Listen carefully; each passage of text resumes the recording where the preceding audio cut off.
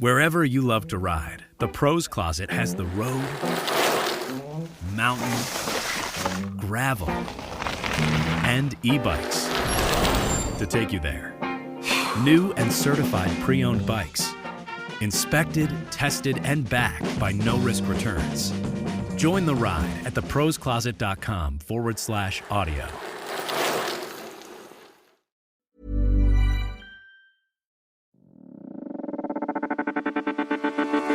This is a Lip Media podcast.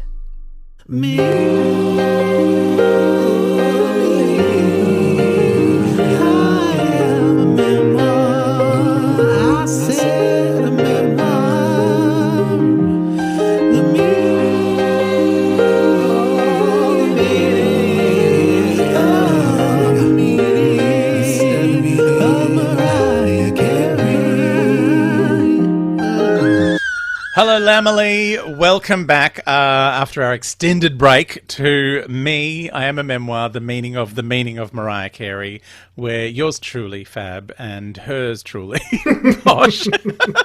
Now, very deep. Read Mariah Carey's memoir cover to cover. We're very slowly getting through the Wayward Child section. Yes. How was your Christmas break, darling? Oh my goodness. I worked the whole time, so I have no idea. I've been listening to that 3-hour podcast the entire break.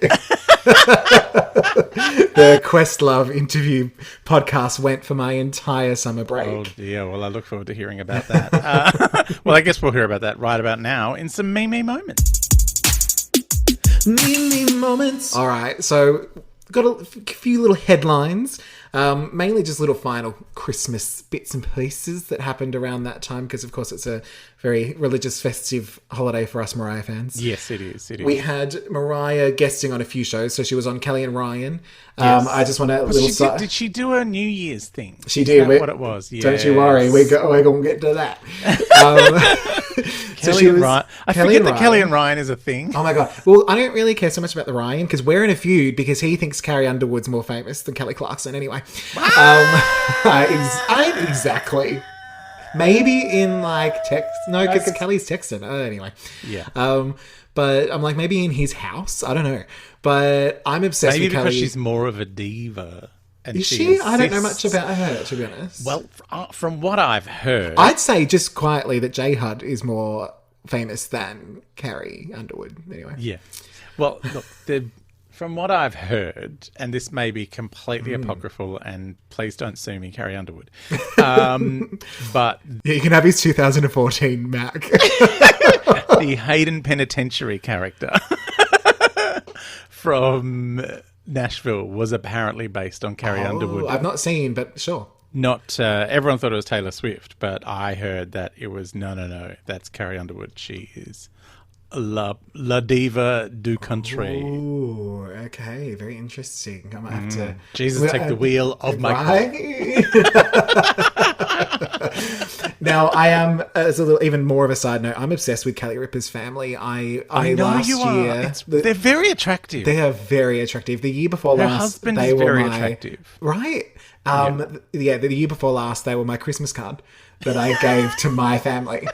Because I was like, well, we're not going to look this good. I'll just recreate Kelly Ripa's, because she put it on Instagram. And as a designer, I was like, well, I'll just do that. And it literally was like, Merry Christmas, love the Consuelo scissors.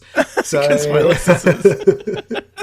But legitimately, it's the most attractive family I've ever seen. I don't know if I want to be, one of them or be dating all of them. Not sure. You can marry them one at a time. That's true. Can and will. So, of course, watching this interview, I was mainly just daydreaming about Kelly Ripa's hot family. But also Mariah, the return of the Mariah Christmas onesie. She had Cha-Cha on her lap, waking poor Cha-Cha up at the end of the interview just to be like, look, I have a dog. She has many, but bless her.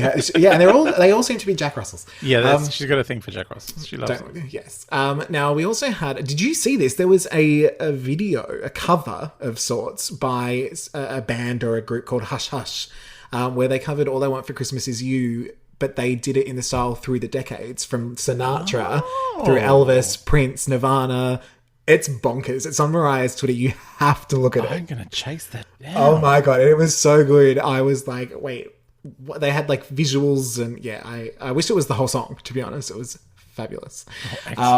But speaking of the New Year's Eve, we had Andy Cohen and Anderson Cooper, and I was very excited because Mariah was on the same level, photograph-wise as Kylie Minogue.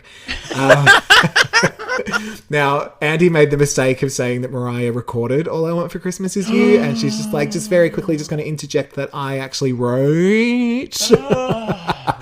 And he, of course, knew published this. her Yeah, book. exactly. I think it was just the word he used, but she was like, I ain't gonna let that go. I'm gonna pause.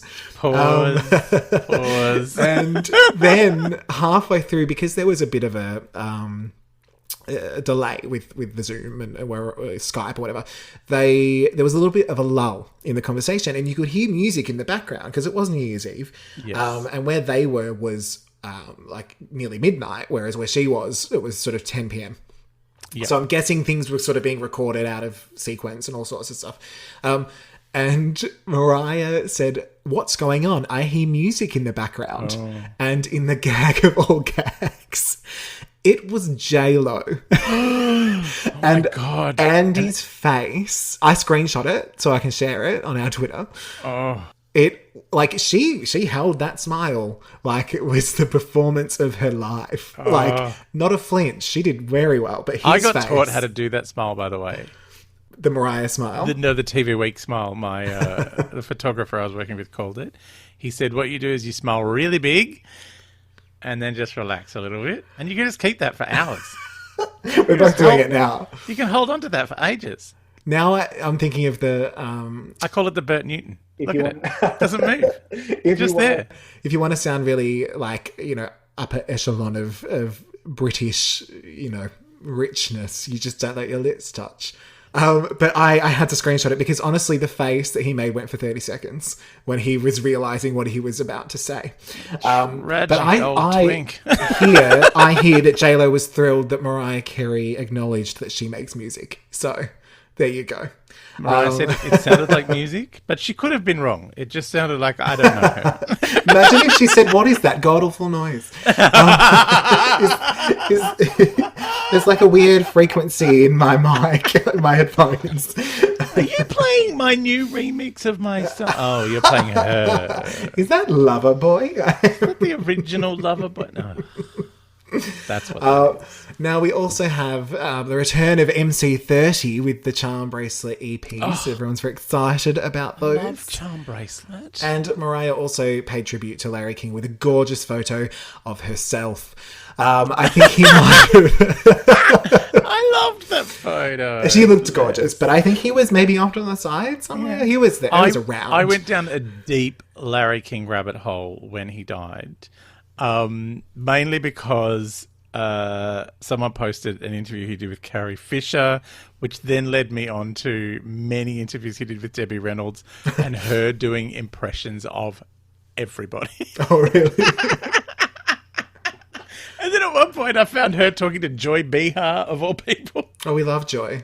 On her show, and saying, Joy's like, they were talking about the Arnold Schwarzenegger, love child situation. And she's like, it's the same thing that happened to you. And Debbie's like, not really. Elizabeth wasn't cleaning my house.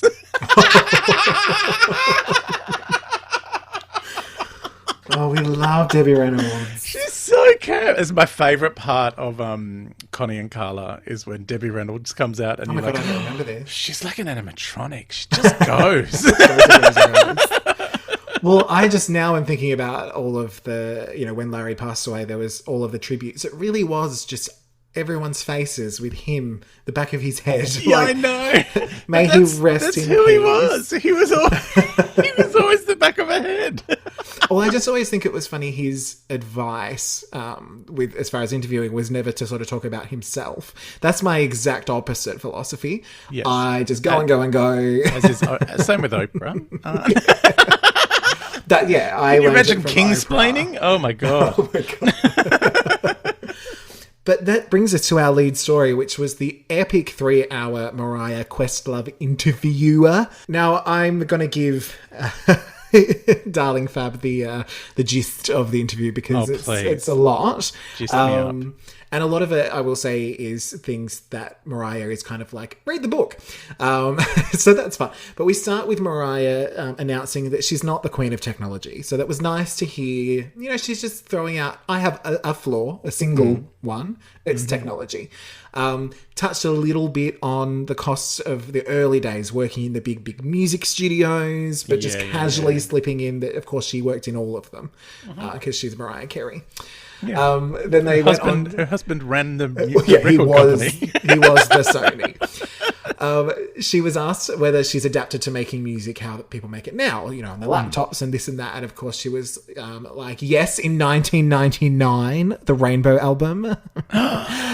She was like, I did it before everyone else. Wow. So she just wanted to remind everyone of that. A lot of reminding on Mariah's part, which we love. Well, Rainbow was like the post-Mottola. So she was probably locked out of all the studios. She had to do it on a laptop. Yeah, I did this on my iPad because they wouldn't let me in. It changed the locks. She invented the iPad just for that album. Now, there was an awesome story. I doubt this is not about Mariah, so I don't think it's going to make the book, which is why we can talk about it. Now, Luther Vandross was sort of giving Mariah advice, and one of the things he said, in order to keep her tone, is to make sure she's in humid climates. Oh, yes. I have seen this in evidence. Yes. And people were sort of talking, they were saying, is that a real thing? All of this sort of stuff. And Questlove went on to say that Aretha Franklin would, whenever she was invited onto the late night show, whatever it's called, the late late show, whatever it is, that David she, I think whoever, like obviously there was a few of them. Tonight Show, all of those. That she insisted that the aircon was off. Yep. Which it does make sense. Anyone with, you know, singing or stand-ups, or anyone who speaks and sings and things, it does get a little dry. Yes. So it makes sense. But something about the way that 30 Rock, the building, is set up, means that they would have to cut off 7 floors of the aircon. And that Aretha would send someone to test it. Just to make sure. And of course, Mariah then went into her Aretha impression, which is flawless. Excellent. And did go a little bit on about the Divas live and stuff, but there is a chapter on that, so we don't need to discuss that. Mariah did also refer to herself as a bit of a studio rat, because she likes the studio more than anything else, and that she feels that her voice can screw up quite a bit when she's nervous. So I've just written the note, I am Mariah. Because if I get nervous, it's like, what voice? What are you talking about? I can't sing. Which led on to talk about caution and how Mariah was saying, you know, she doesn't want to badmouth her own work, but that was not her favourite as far as the vocals. She felt that she wasn't at her best and that she wanted more time to do these songs. Which I found interesting, and she even acknowledged that, you know, the reviews on that, it's one of her highest sort of rated albums. But she said she thinks a lot of that is because essentially the old guard have died out. I'm paraphrasing, but that's basically where she's going. Just going back to the Late Show thing, I remember seeing her on David Letterman. Aretha? No, Mariah. She went out and sang Anytime You Need a Friend, and she just said, David, it's so cold in here. For singing, forget it. Oh, really? Yeah. But I know from working in television, you know why the air conditioning is pumped up so high? Because the lights are really hot, and if they get hotter, they explode and rain down glass on the audience. So if Aretha had the power to turn off the air conditioning, they must have gone, well, we've paid up our insurance this month. Let's let the lady sing. I think only Aretha Franklin could get away with that, really. I know. Aretha's if I did it, they'd be like, no, darling. You're not coming on this show. Yeah, no, you can just sing in the cold, or you can sing at home. Sing in the shower. Well, the name Walter Snuffleupagus does come up. It is what it is. And I think that's probably the first time in a while that an interviewer has had the guts to bring up that name in front of Mariah. But she did the TV Week smile and got through it, but was basically saying that for all of the good stuff, and there was very good stuff, that she felt it was all a little incestuous in the Sony world, that there wasn't a lot of trust, that, you know, if we wanted to do this, somehow it would get back to the other, and so on and so forth, which I'm sure will also be touched on in the book. We do get a mention of little Becky, the racist 4-year-old. Becky, if you remember, ran off a little into callback. into the dark. The one thing that really stood out to me, they were just sort of talking about this, and I don't think Mariah has ever seen her again, but her quote was, "For some reason, my mother knew to linger." La la la, anyway. So I just thought that was interesting, since that was something we brought up during that chapter. Then she sort of goes on to talk about, obviously back then in the Sony years and the glitter years, you know, she was very watched. But she said even now she feels she can't talk, like she can't walk around the house in undies or show up to a podcast with messy hair or anything, because people see her as so festive. That she sort of has to keep that up, even sort of within her own little team. If she's sort of smiling, she feels that people think that then she doesn't need to be looked after. Whereas when they were doing the Christmas special, she said that J Hud's team, as soon as there was a cut, they were there with the water and the biscuit and whatever else, you know, to just give her that little bit of energy. And Mariah's kind of standing there like, well, where's my fucking biscuit? Fetch me a Ritz cracker. Where's my Ritz cracker? I just want one. Just a single one. They whip out a can of Parmesan. She screams and cancels the whole thing. You know what probably happened is Ariana Grande licked her biscuits and they put them back in the packet. Oh my God. Didn't she do that with a muffin or something? Sounds like such a euphemism. No, she licked like a muffin or a cinnamon scroll in a shop and then like put it back on the counter. Ariana did? Yeah, I'm sure. It was like a big scandal at some point. Well, that's why Mariah don't fuck with that. Yeah. Trashy. Don't feed me anything. Ariana could have had a bloody mitts on it. Another thing that was brought up, which I was glad that they asked her about, because we've sort of touched on this about what's, now that Mariah's told her story, now what? And she was asked if now she just doesn't give a fuck, you know, you just whatever. And she basically said that the time has come for less people. If people are not serving a purpose, why are they here? Which I think she was more specifically talking about her team. But so there might be a few people. Maybe she's cutting us. I don't know. Maybe the Lamley should be like, bye. I don't know. She would never. She would never. She would never. Never. But I mean, I'm sorry, Lamley, for even suggesting. Like I was saying, COVID has caused people to tighten belts, and she's probably going, yeah, why am I paying to have that one here? Well, especially, and she was referencing that video shoot, kind of going, well, I do need, you know, I'm dressed to the nines, I'm under hot lights, I've hired however many people, and no one thought to grab me a bottle of water quickly or have a seat to sit on for, 5 minutes in between takes. Come on. Like, we would know to do it. Right? I mean, we would just be standing there with a fridge if we needed to. Like, what do you want, Mariah? Well, back the Coles truck in. I've got a whole chicken in here. Now I want chicken. I made chicken for dinner. Then Questlove mentioned, I didn't know I didn't catch if he said the name, but someone who sort of did the original demo of Honey were before Diddy sort of got involved. Yeah. There was the Body Rock sample by Treacherous 3, which is still in the song. Yes. But it's not, I don't think, the original anymore. Perhaps it was the original. Yeah. But I'm like, we need to hear this original, because apparently it was much more, I can't use the phrasing that they used, but let's just say harder drums. Now I'm like, I started Googling, I was like, is there a Honey demo? Because I was just like, I just assumed that was the track as they intended. And there was a little bit of like, oh, like this, you know, Diddy guy rocked up and totally changed my song. But Mariah, I think, sort of made sure that there was still, a touch of the original, because she did write it to that original sample. She did. Which actually caused me to open up a video, which I've not watched yet, but of Mariah's samples, like throughout the years that she's used. So I'm very excited, because I know the obvious ones like Fantasy. And, and what's that one? I'm Real. It's not what it's called. Firecracker. Then You're going to get in trouble. The Lamely are going to always come for in you in the trouble. middle of the night for your that was pro-lo shading. stance. Well, that was actually shading the other. I have a T-shirt that says "I don't know her." You're pro-lo. We know. Oh my god! You know, I love any woman with big hair and glitter. It's just Peggy Bundy started it, and the rest Everyone is history. is pro-lo.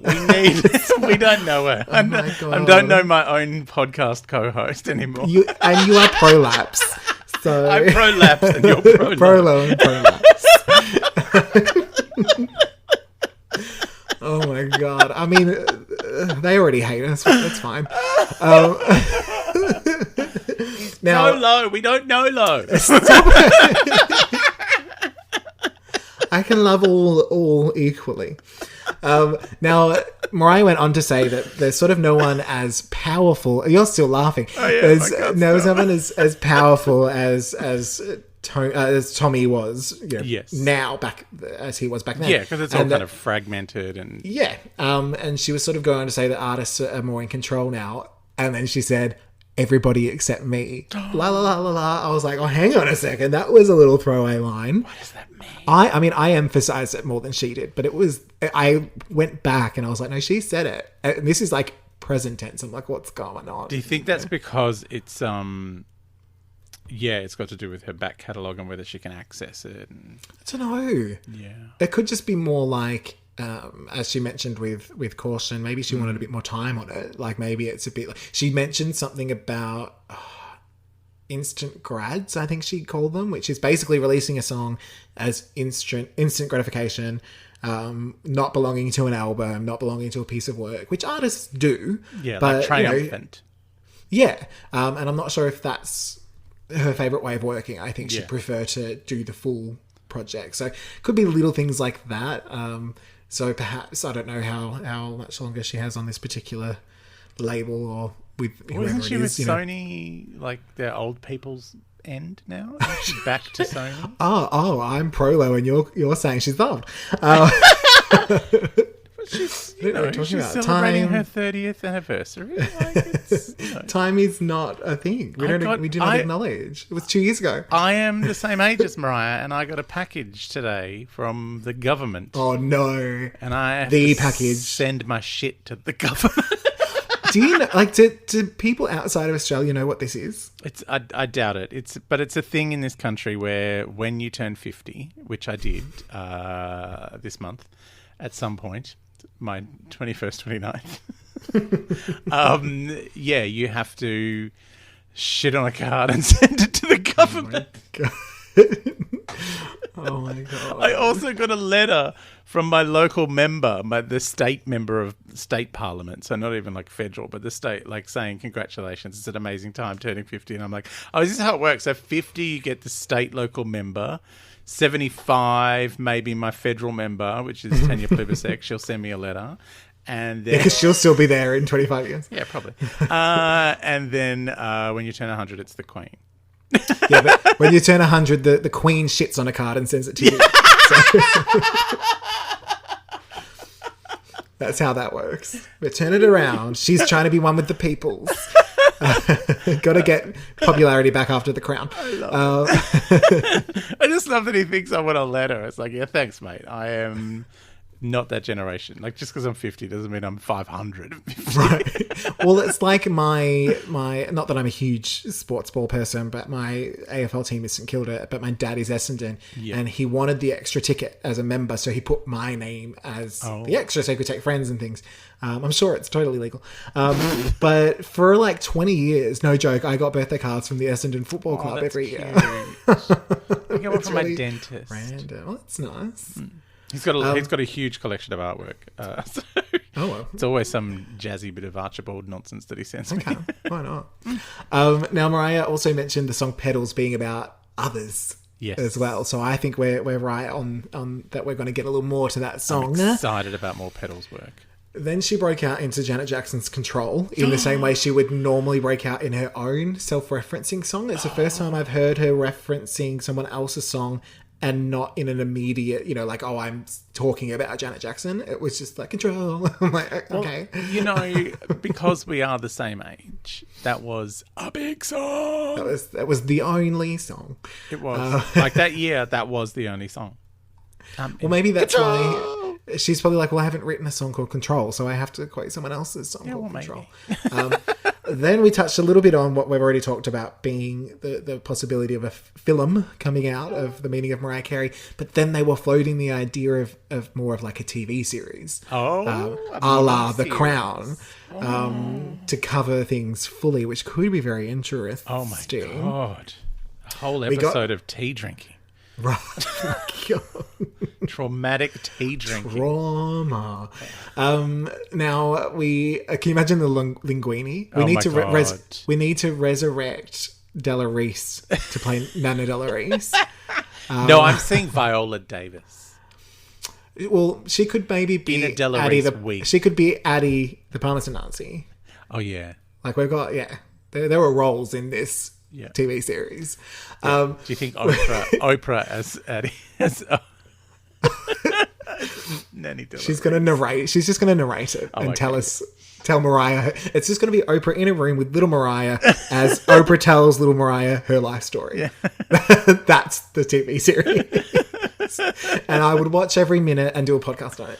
And then you go back and get the cat. Even though he's got the gun. Why did you go back and get the...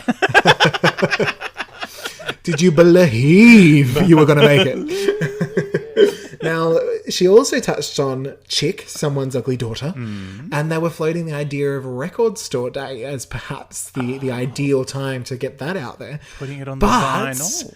But Mariah is apparently talking to a very famous 16-year-old to work on it and to write new songs. No. Who do you think a famous 16-year-old would be? I have my theory. Famous 16-year-old. Right? It's not as simple as... There's literally one person I can think of. Yeah, I don't know anyone who's 16. I'm 50.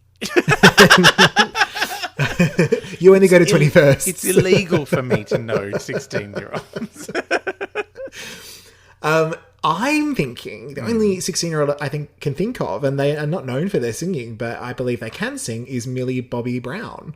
Oh, and they're friends. From the Stranger She Things. 16. Yeah, apparently. Well, she was 11 when it started, little joke. Oh, really? But yeah. And they are very good friends. I wasn't aware of that, but that would make sense. No. They're in like Mariah posted a thing and like she was at her house, they were hanging out. Oh. She's in, it was ages ago. So Mariah hangs out with 16-year-olds. Yeah. But also she's in the Christmas special briefly. Oh, she was too. That is correct. Yeah. When did she sing? I feel like I have seen her sing in something. What did she sing in? Do you know what people sing in all the time? The Chilling Adventures of Sabrina, and they need to stop. Oh no. Because that show is awesome, except for all the singing. Why is there singing in it? I don't know, because they decided that they can. Did Josie and the Pussycats cross over from Riverdale? It is kind of like that. I cringed. It was. Thankfully, they had a cameo from the original aunties, so that helped. Caroline Ray. You would have been beside yourself. Did you split in half? I wish Melissa Joan Hart and Nick Bakay were in it as well, but anyway. Did you follow the aunties into other things? Like, did you end up having to watch Lost? No, I haven't seen Aunt Zelda Lost. was in that for a while. I do love that Aunt Zelda started in adult films. I found that out recently. I don't believe she was a performer of the Was she a receptionist at the brothel? Something along those lines. I still question whether that other person was really a receptionist. Well, they're all receiving something at a brothel. But I've forgotten where we were now. Hang on, we can get back. Hang on. Oh, Beth. Yeah, so Zelda. Yes. But I have watched Caroline Ray in bits and pieces, like The Biggest Loser. I really enjoyed her stand-up once upon a time. I've not seen much of it, but she was also in... She was very famous for the, what is it, Maria bit from Sound of Music. Yeah, I have seen that one. But there was... I think she came out for Comedy Festival one year. Did she? I'm sure she did. I want to be friends with Caroline Ray. But anyway, let's move on because I don't remember what we're talking about. They did ask about the Elegant Fresh Linguine, how it went at Christmas time, and she did say that it was one of the best this year. And then I think she accidentally let slip the secret ingredient, which was, are you ready? Yeah, I'm ready. Onions. How is that secret? Let's pause for applause. I don't know, but apparently people don't put onions in it, but Mariah does. Alfred Roy did. So, because they liquefy, darling. Yeah. That was always my secret for carbonara. Everyone said, you can't put onions in carbonara. I was like, watch. And I did it. And they went, do what I want. oh, wow, that is good. Yeah. Yeah. It's like people saying I can't put chips, as in like crisps, in egg and lettuce sandwiches. Of course I can, and of course it's delicious. What are you talking about? It's like the chips in a sandwich always works. So good. Yeah. They also asked, back to Chick for a second, whether Mariah would do a random album as Mariah Carey. Like, would she do the disco or the folky acoustic record? I'm not sure she understood the question. Well, because this is something that happens to sad old divas when no one buys their records anymore. I'm right here. They go and make a country album, or they go and make a disco album, or they go and make some other genre album. And I don't know if you've seen Beaches, but of course I have. You know, CC Bloom went through some fallow times, and she did a disco album, and she did not enjoy herself. But, you know, it happened. Barbara did it back in the day, like, you know, and they always end up coming back, which is one thing I've loved about Mariah, where she's just gone, holding the line. Yeah, I'm just going to do exactly what I do. Mariah will be back in vogue. Yeah. And that's the thing, I'm Mariah curious, like, is a genre. Yeah, exactly. Maybe that's exactly what it is. Yeah, that's why she couldn't understand. She's like, I am a genre, darling. Yeah. When they kept kind of rewording the question, and she's like, what, like for fun? like on just a Tuesday I'll do night an album with of the covers kids. like Gloria Estefan. Now I won't. Oh, I loved that album. You can just make one. She does at least one cover an album. Like, you can just assemble it. That's true. She's got that's enough what Britney now. used to do. Britney used to do that until about the fourth album, and she was like, I'm not doing that anymore. I'm like, that was fun. She introduced me to the Rolling Stones. Now, Mariah, nearly at the end, thank goodness, of the 3 hours. But Mariah wasn't happy with her Christmas dinner. Oh, no. The turkey was dry. She wasn't feeling it. So she literally asked people to jump into her DMs if they wanted a job. She's just like, I just need it better. She is over her stuff. Someone has really peed her off, and she's just gone, no, I'm going to just, like, you're all annoying me. All of you. Like, I could get better because everyone's unemployed in the entire country now, so I can do a lot better than all of you. But can you just imagine the Lamley all screaming into Mariah's inbox? My goodness. Can you do better? Jump in my DMs. Yeah. She's going to lock everyone else out of her account at some point. They're going to be like, what yeah, what true. she's doing? She's organising Christmas dinner.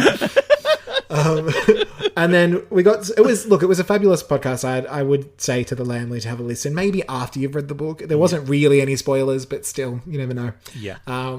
And it ended on them playing the song Hermit from Chick, but I believe it was still the Clarissa version. They'd made it sound like it was going to be the Mariah version, but I don't believe it was. It's hard because there is found them though, has she? Like, did I believe she's found the separated tapes essentially. She doesn't have the board mixes, she called them. So she might have like a finished like low res version and the separated tapes, but not the actual fully mastered and everything. But I reckon she'll be searching for those. Looking forward to it. But that brings us to the end of a rather juicy me moment. So many moments. I'm exhausted. All right. Well, we're all momented up. We are up to date. So it is time. Everything's a moment for Mariah, so we're nailing it. They're all moments. It was a moment. So now it's time for us to get into chapter 7 of our show.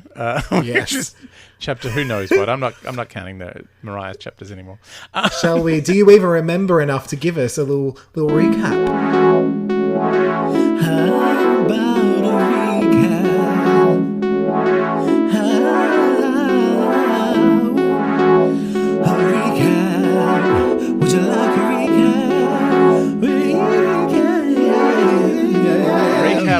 it's distressing because it was dandelion tea. It was Alison's time to, I wouldn't use the word shine. Dull? But what's the opposite of shine? Tarnish. But yeah, so it was Alison, the many creepy men in her life, like awful experiences at drive-ins with poor teenage Mariah, you know, Alison trying to sell her on as a hooker at least 3 times. Like it was, you know, there were drugs, there was a brothel, there was a lot of creepy stuff. There was a lot, yeah. Like, you know, I'm still freaked out about the creepy baby doll cake, which was was that the worst thing in the chapter for you? It wasn't, but it stuck with me. Like there was the cake. That was the going away overseas and getting married and you're pregnant cake. It's like that is it festive or is it tragic? Yeah, it's very strange. And then we found out why Mariah was eternally 12 was because she had a cup of tea thrown on her. Yeah, look, it was a doozy. What a way to end the year on. I know, very badly scarred. It was a very full on chapter. So hopefully we get something a little lighter. Here's the gist of hopefully the latter chapter. What are we in for today? The gist of this chapter is that no one knows how to do Mariah's hair. Pretty much. Tis the chapter. Except for my good friend Farrah Fawcett, it turns out, which we'll get to. Yes. So shall we break it on down? Let's break it down. This episode is brought to you by Kate Spade New York. I'm Jen. And I'm Jess, and we're the hosts of the beauty podcast Fat Mascara. And we're ready for that summer state of mind. If you're feeling the same, Kate Spade New York is right there with you. The brand celebrates its 30th anniversary this year, and they're bringing on the summer adventures with a new collection inspired by a day at the beach. We're loving their Spade Flower Jacquard collection, a classic Kate Spade New York print in new hues. And there's also a lemon novelty collection that adds a little zest to every summer look with timeless bags, breezy dresses, and so much more. Wherever the season takes you, whether that's Cannes or Coney Island, get ready to look the part. Discover and shop the summer collection at Kate Spade New York.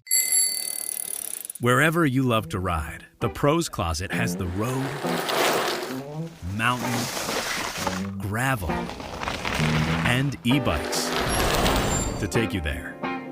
New and certified pre-owned bikes. Inspected, tested, and backed by no-risk returns. Join the ride at theproscloset.com/audio.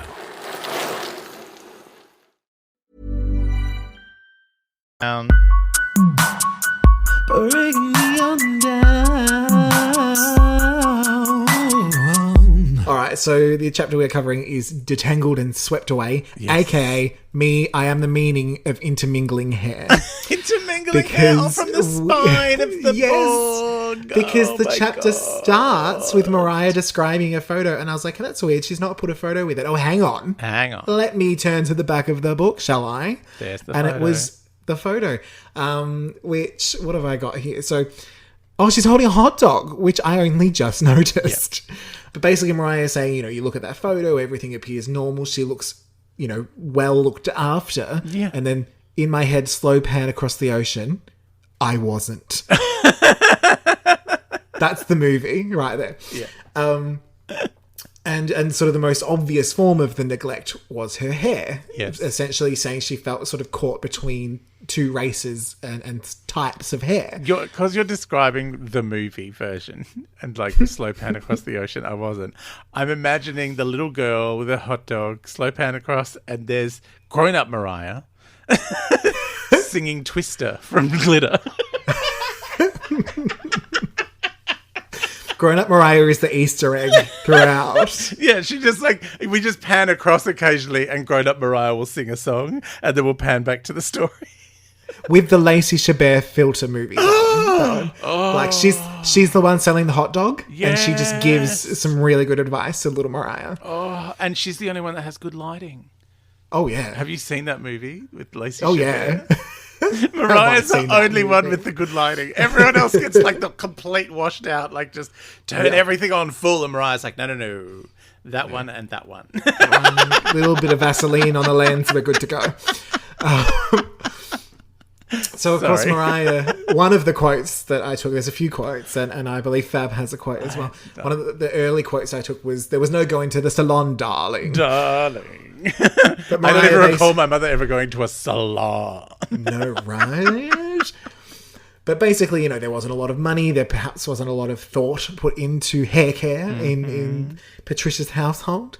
But Mariah was convinced that herbal essences would fix it all. I love that she's just fixated on one brand of shampoo. Well, she said that it was those ads, Olivia Newton-John, ONJ, and Diana Ross. And the quote for that is, they're the reason that I am still obsessed with blowing hair, as evidenced by the wind machines employed in almost every photo shoot of me ever. To which I added, and video shoot, and commercial, and red carpet, and morning show interview, I'm and just a convinced Tuesday she when I'm has sitting had home them alone in my room. implanted in her shoulders. Like Oh, she's got they're in like her a hair. We little know this. robot thing in her shoulders that just opens up and blows her hair out. I just love the thought that Mariah has kept fans in business for 30 plus years. Like it's a really cold winter. No one's buying fans. Oh no, Mariah needs to do a photo shoot. We're all good.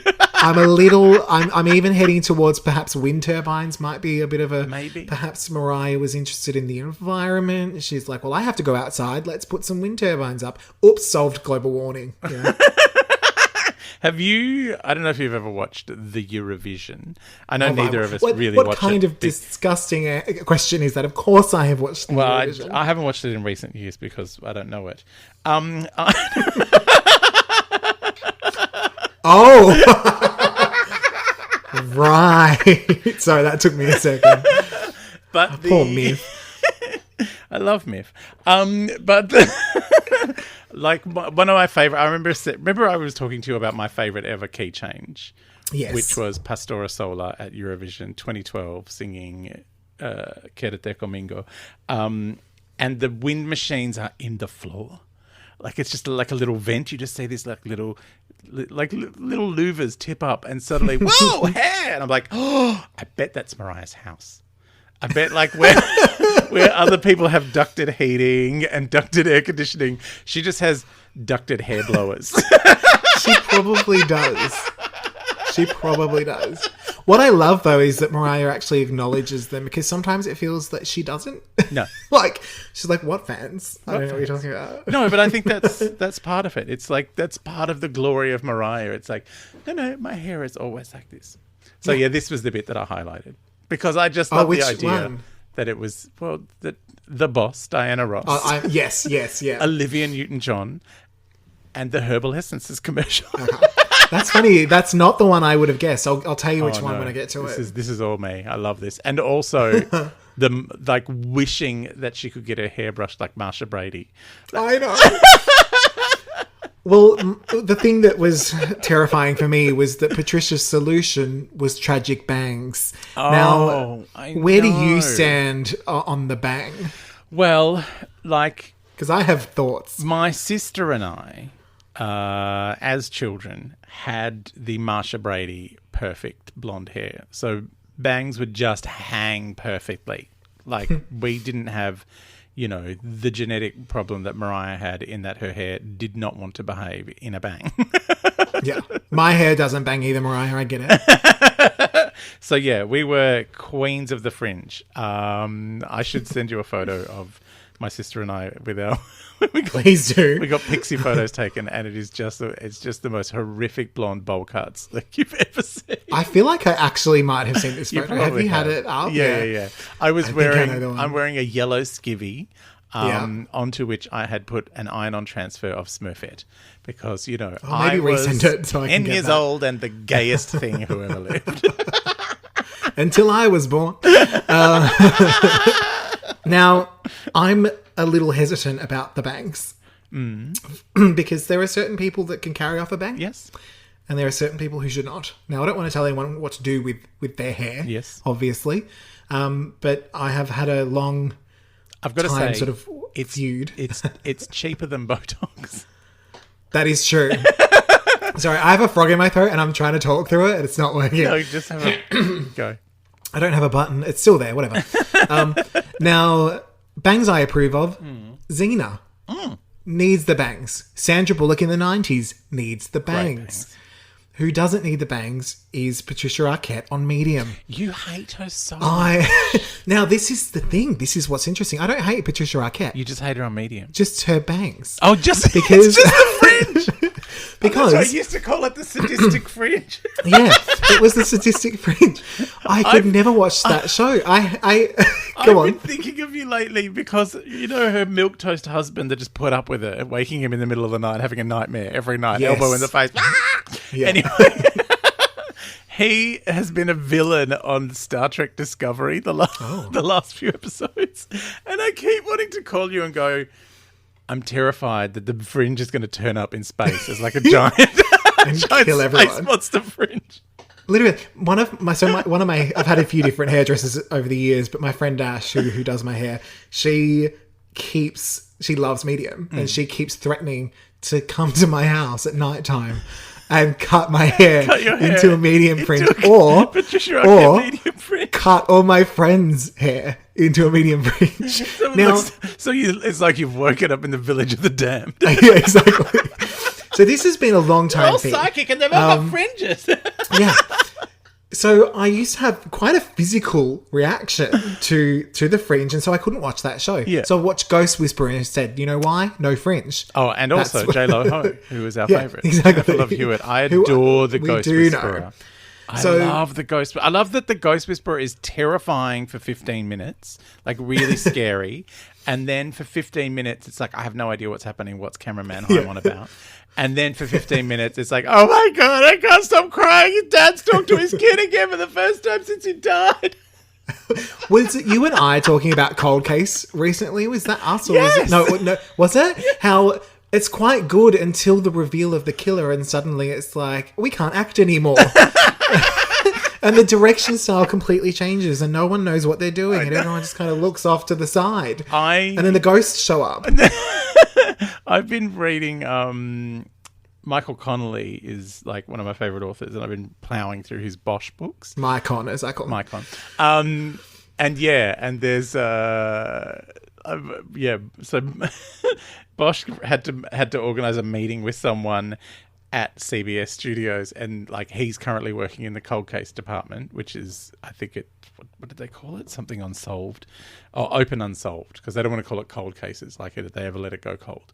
And then the woman at CBS is like, oh, we've got a show about your department. Like, I want you to come and meet with everyone. It's called Cold Case. And I'm like, what is happening? Like, this actual real TV show's happening in the... Where's Catherine Morris? I don't know what's happening.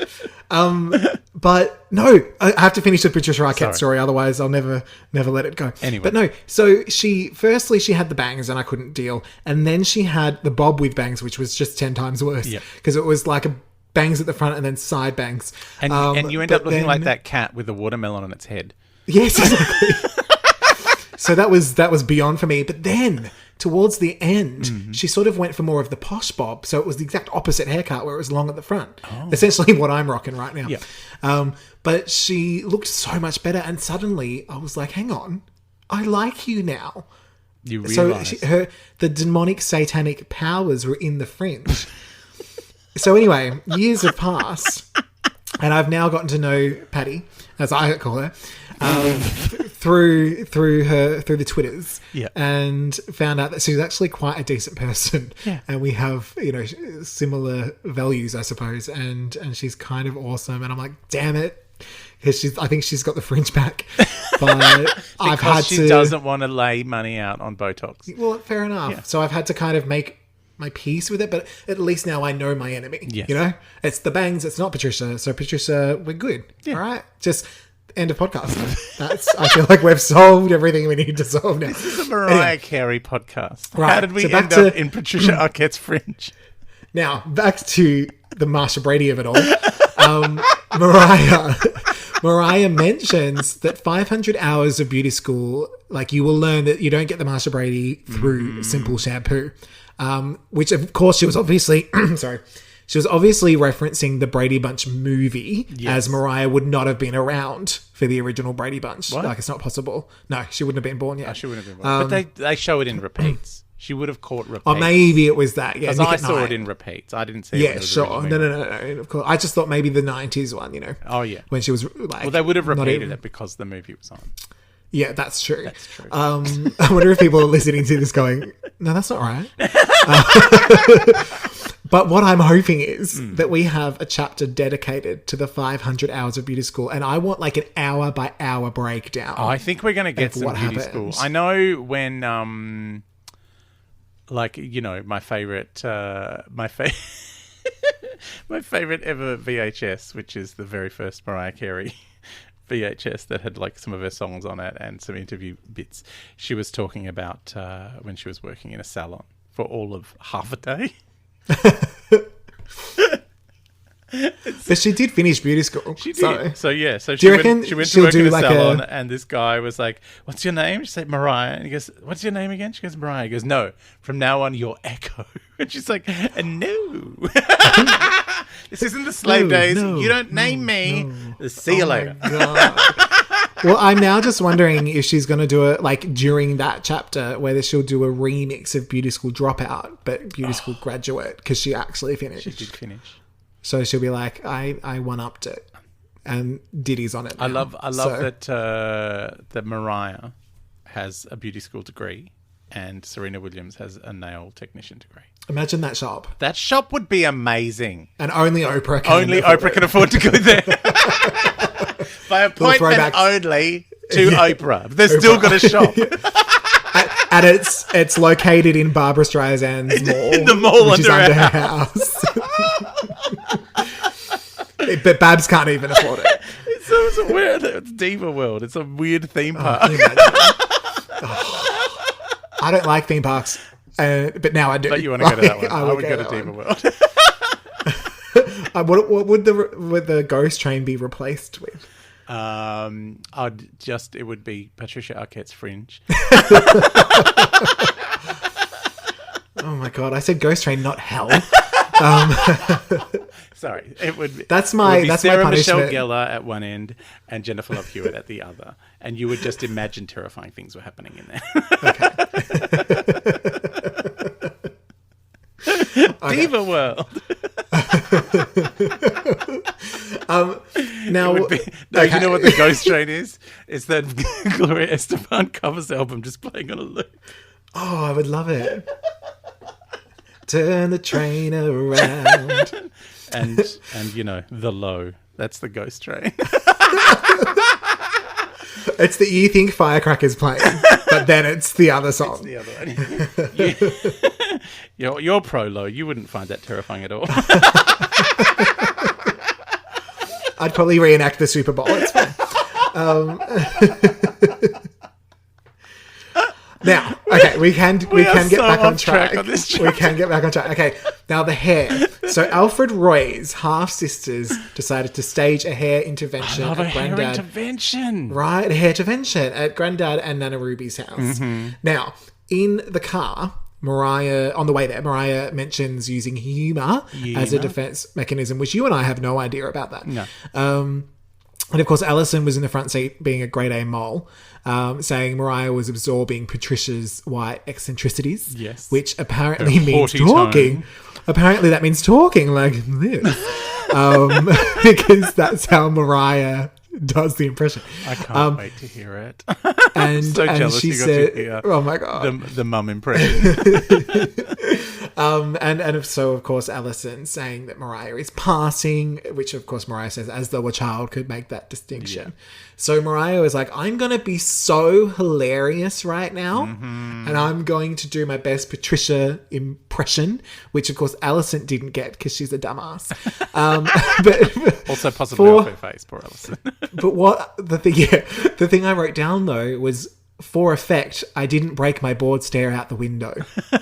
Because that's all I could think. That was the quote I thought you were going to write down. No. Because I just can imagine, how old was she? Like 3-year-old Mariah looking out the window, just like committed. Like I'm giving this performance my all. That's what my all's about. This moment. I think Mariah was channeling this moment for the whole of Precious.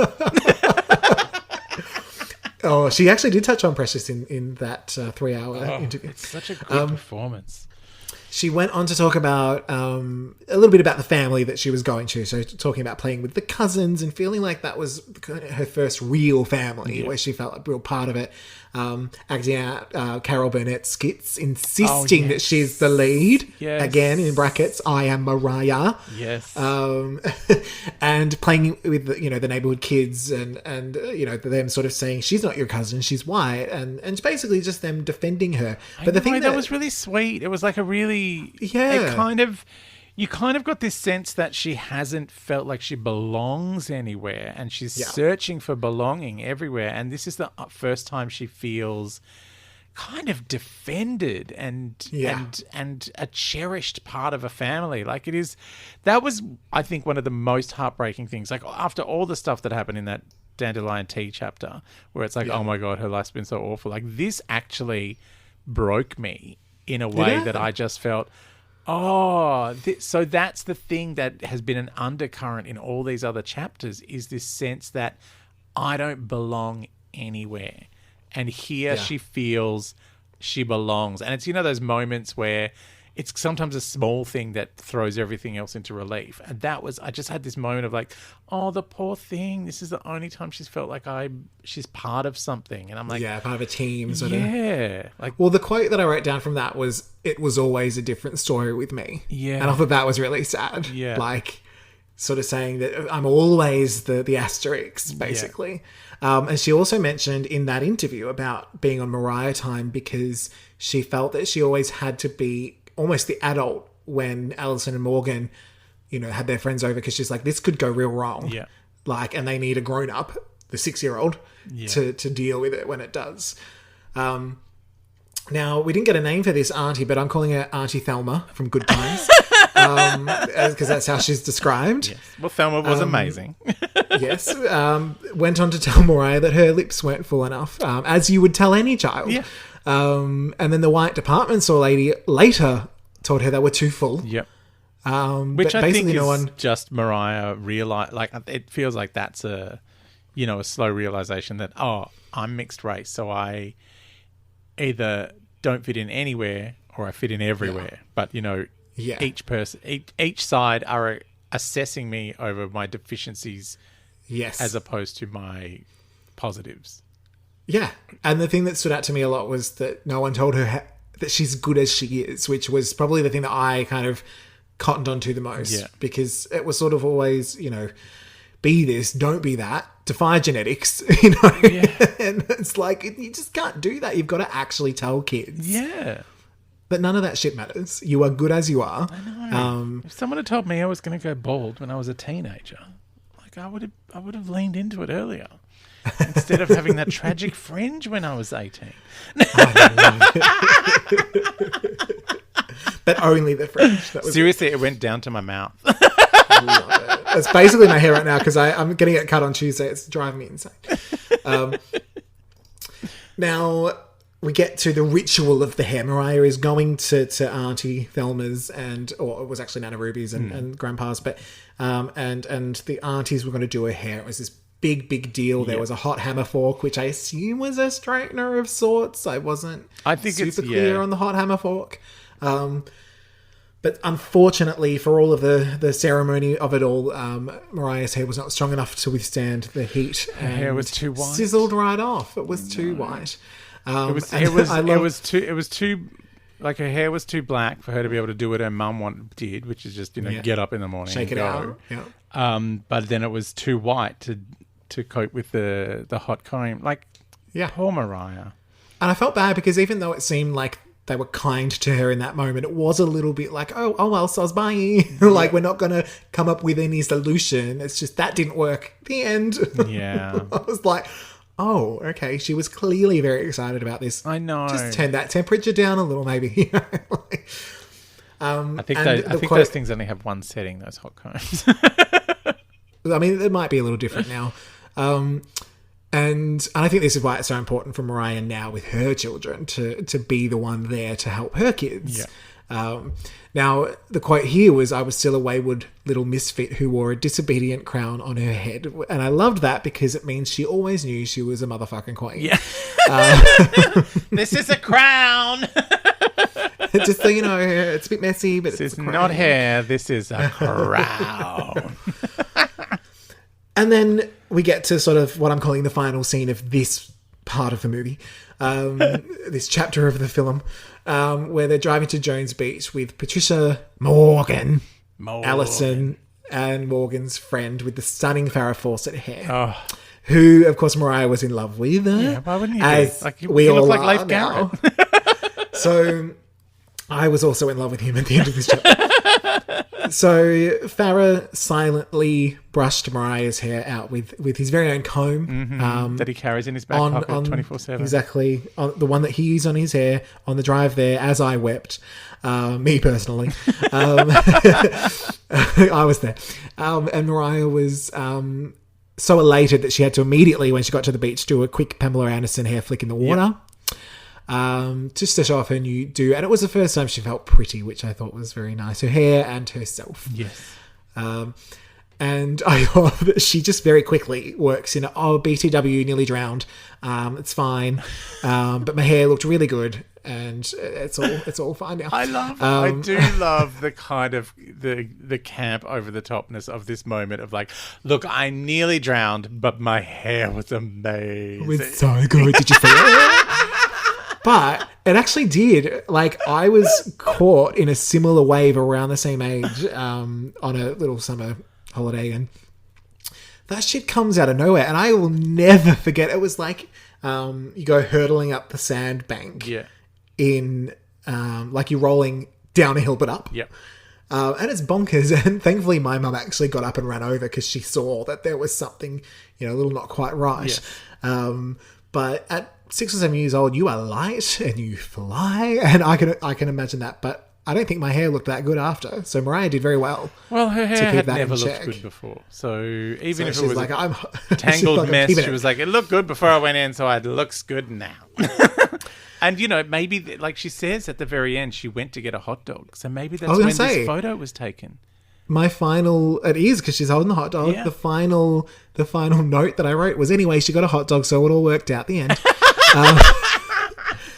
And that is the meaning of Mariah Carey. Yep. We don't need I to nearly do drowned, this. but my hair was amazing. I should say, people have been sort of suggesting to us that we keep the podcast going even after the book is done. Now, we've done 79 episodes and we're not even finished the first section. We're going to be here for a while. Yeah. You'll be Just sick of do us not- by the time the book's over. Yeah. You're probably sick of us before you got to this chapter. But anyway. But I think that is it for breaking it on down. How about a little Mariah meatiness? Oh, it's meatiness time. Mariah meatiness.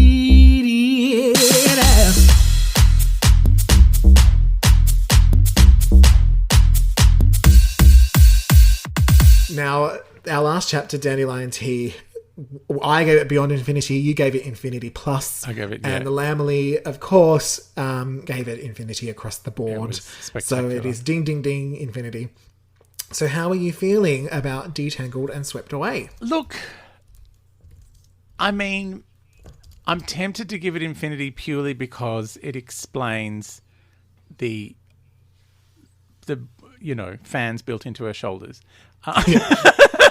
Her implanted fans, the constant hair blowing, and also it gave me a real sense of like a truly physical sense. Like there's been a lot of we've had a lot of chapters about the outside perception of her as a mixed race kid, and people going, oh, her father's black, I don't understand, oh, her mother's white, I don't understand, like all of that kind of thing.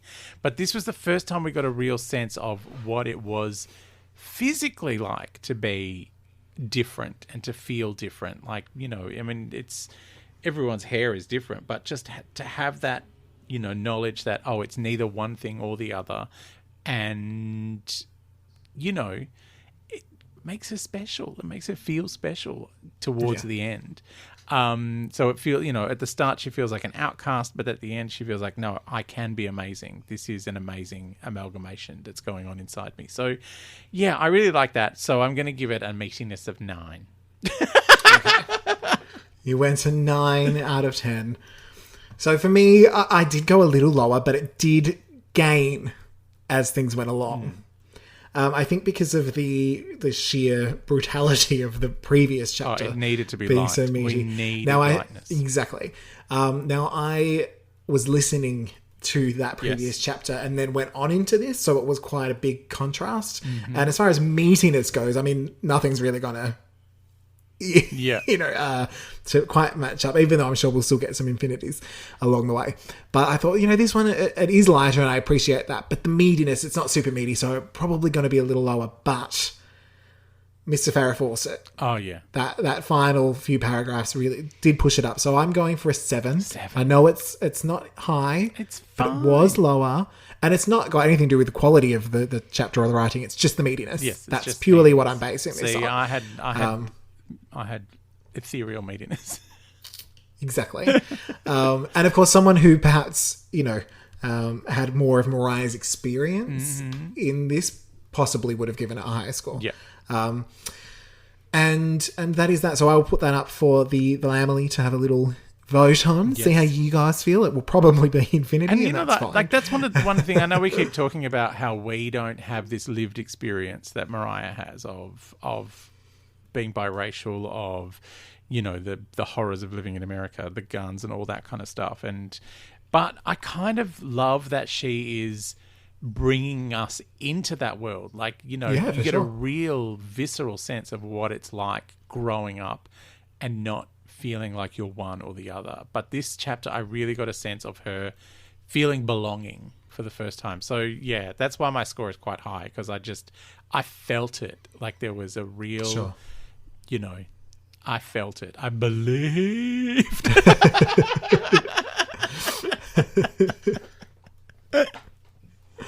I'm just hoping Oprah does like a random guest spot in the audiobook. All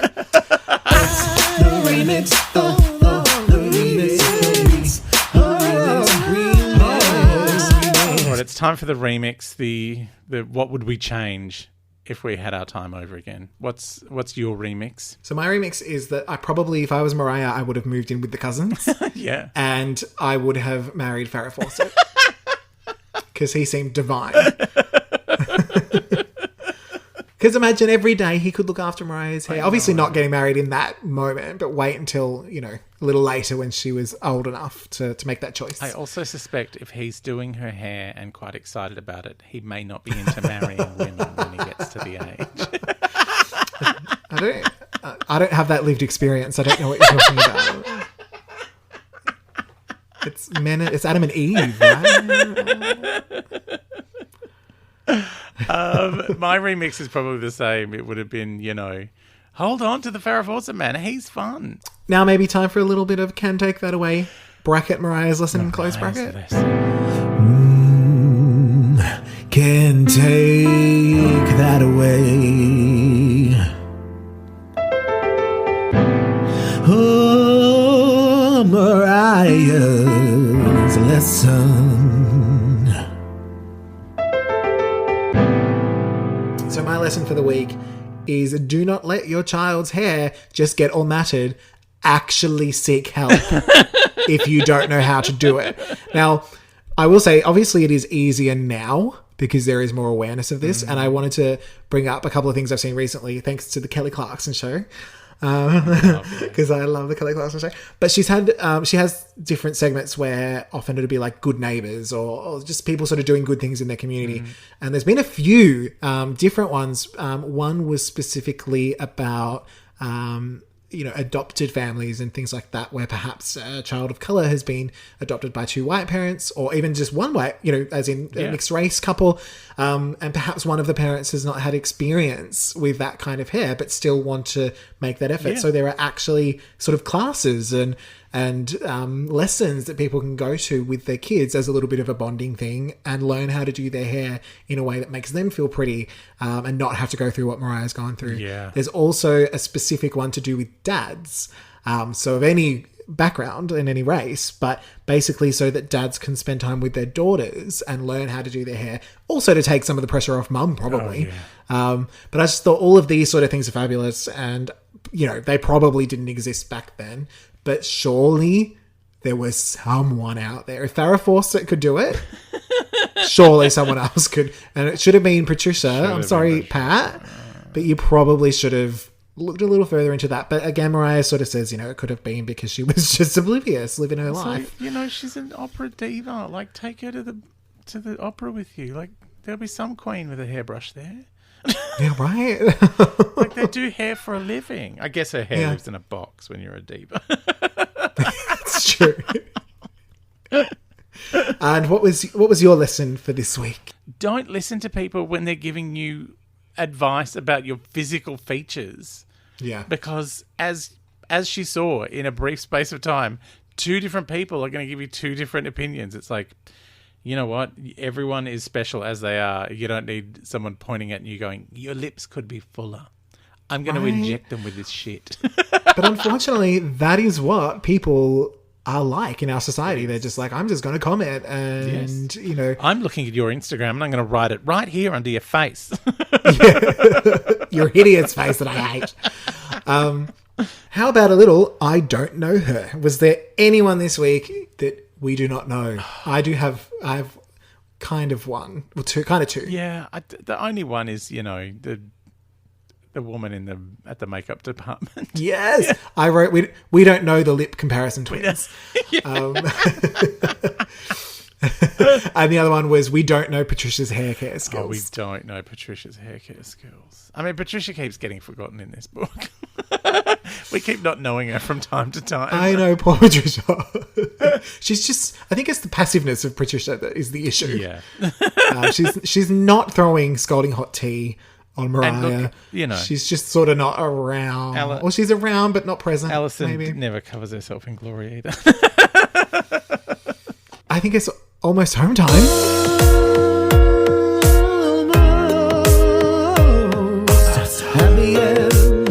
At the end of the podcast. Podcast, baby. Almost there. Almost home, you could probably say. But you won't because of copyright. It is home time. So our next chapter that we're going to be reading is A Girl's Best Friend. Yes. Which I'm going to get to listen to. I'm very excited about. Yes. Any predictions? A Girl's Best Friend, you know, given the piano, the white piano of Marilyn Monroe, I'm presuming it's diamonds. Diamonds, darling. I think so too. I don't mean rhinestones. I'm now blanking on the lyric, but I know that that's a lyric. And it's killing me. Oh, it's just, but diamonds are a girl's best friend. That's the next talk to me, lyric, Harry Winston. Tell me all about it. I just think of the Moulin Rouge version. What was that? Harry Siblet, maybe? She changed it. Anyway. Yeah. Unless she just said it wrong because she's Nicole Kidman and she speaks Aussie. So, yes, we'll be back next week with more me moments and a whole new chapter of the book, which is the final chapter of the Wayward Child section. So we are moving into terrifying, the second quarter. If this was sport, that would be a thing. Yeah. Yeah. And who's winning? I don't know. Well, Mariah so far. Yes, obviously. She's winning everything. She's the meatiest of all. Well, thank you so much, Posh. Big air kisses. Mwah, mwah. Mwah. And thank you, Lamely, once again for joining us on our weird trip to Patricia Arquette's Fringe. Thank you for having us back. This one was a bit bonkers, but it's the first of the year. Welcome. We haven't seen each other for a while. We had a lot to catch we were catching up in the middle. And we needed a 20-minute segue into Patricia Arquette's Fringe. What? I don't know why. How did we And it'll get all there? stay. It'll make sense. All right. Goodbye, Lamely. Bye.